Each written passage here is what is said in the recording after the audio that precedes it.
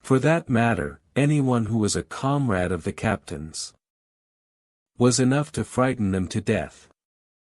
And the short and the long of the matter was that while we could get several who were willing enough to ride to Dr. Livesey's,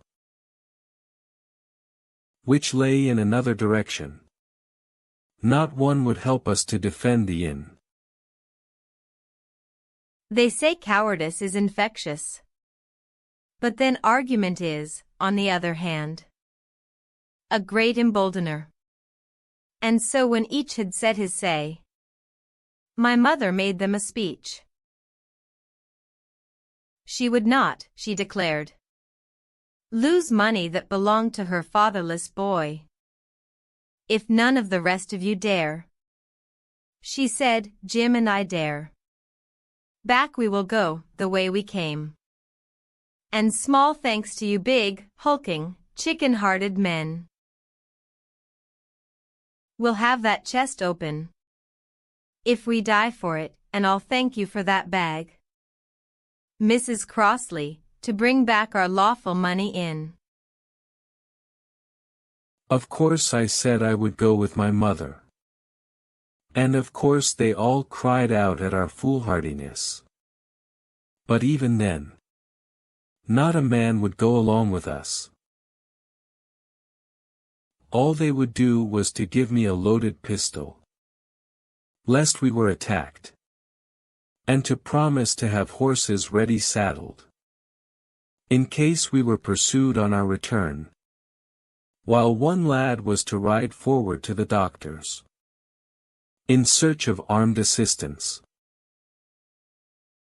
My heart was beating finely, when we two set forth in the cold night, upon this dangerous venture. A full moon was beginning to rise, and peered redly through the upper edges of the fog. And this increased our haste, for it was plain, before we came forth again, that all would be as bright as day, and our departure exposed to the eyes of any watchers. We slipped along the hedges, noiseless and swift. Nor did we see or hear anything to increase our terrors, till, to our relief, the door of the Admiral Benbow had closed behind us. I slipped the bolt at once, and we stood and panted for a moment, in the dark, alone in the house, with the dead captain's body. Then my mother got a candle in the bar, and holding each other's hands, we advanced into the parlor. He lay as we had left him, on his back, with his eyes open, and one arm stretched out. Draw down the blind, Jim, whispered my mother. They might come and watch outside. And now, said she, when I had done so, we have to get the key off that. And who's to touch it? I should like to know. And she gave a kind of sob, as she said the words. I went down on my knees at once. On the floor close to his hand, there was a little round of paper, blackened on the one side.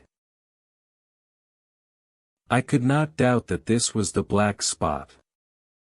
And taking it up, I found written on the other side, in a very good, clear hand, this short message: you have till 10 tonight.